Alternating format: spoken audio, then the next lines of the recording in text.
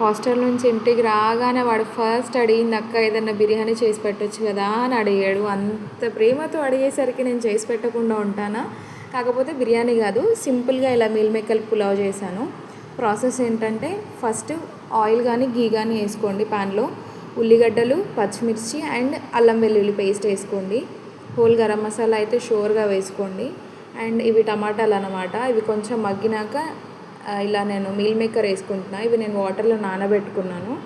అవి వేసుకొని అందులోకి సాల్ట్, పసుపు, ఉప్పు, కారం అండ్ కొంచెం మసాలా ఉంటే అది కూడా యాడ్ చేసేసుకొని మంచిగా ఇట్లా కలిపేసుకోండి. నేనైతే మరీ అంత స్పైస్ ఏం యాడ్ చేయలేదు, మీరు కావాలంటే యాడ్ చేసుకోవచ్చు. నేను నార్మల్ స్పైస్తోనే చేశాను. అండ్ దీనికి కాంబినేషన్గా నేను కొత్తిమీర చట్నీ చేశాను అనమాట.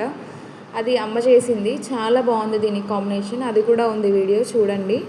అండ్ ఇందులోకి వాటర్ పోసేసుకొని రైస్ యాడ్ చేసేసుకున్నాను అనమాట. మీదికెళ్ళి కొత్తిమీర చల్లుకొని దింపేసుకోవడమే. వాడికి వేసి ఇచ్చాను అనమాట, తింటున్నాడు హ్యాపీగా.